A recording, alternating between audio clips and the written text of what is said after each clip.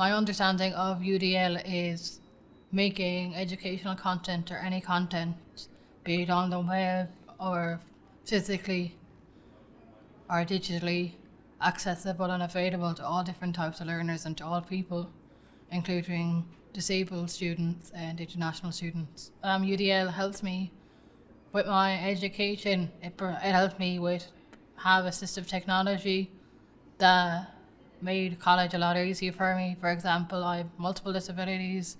A few of them are dyslexia and autism.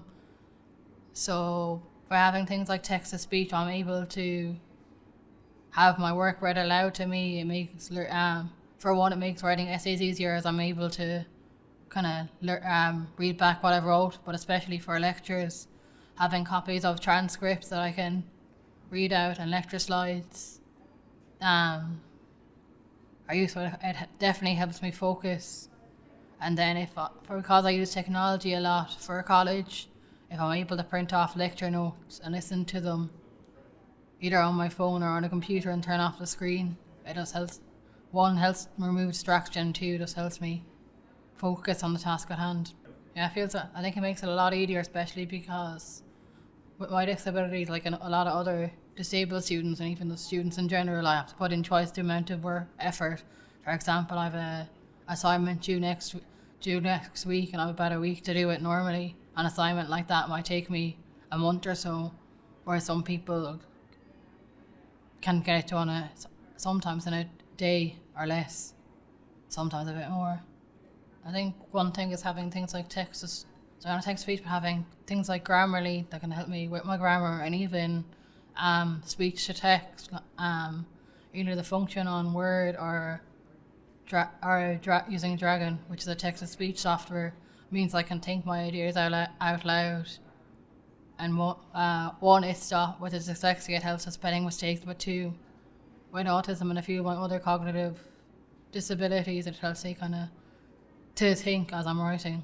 Some students may be good at rote learning and then think, maybe less so, but definitely in the past there's been a huge emphasis on exams depending on the course, whereas that doesn't suit every student. I'm also studying a master's in technical communication and e-learning, and we are the first course, even pre-COVID, to provide hybrid learning where you can go in person or online and choose to your liking. And I think high flex learning, where a student can choose to maybe do it online in their own time if they're working, or if, especially with the housing crisis and the cost of living crisis, if they have to commute, and then if they choose to focus, they maybe focus in bed or get less distracted in an in-person setting. They can also choose to do that, and that can even change on a week-to-week basis.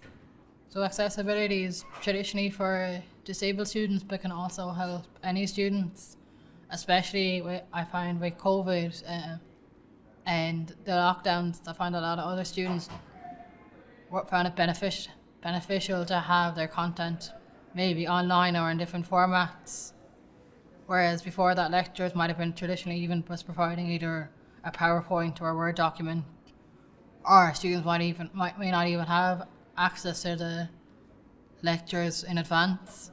And while that is to stop some students from maybe slacking off or skipping out lectures, some other people, myself included, may need time to take notes down in their own time.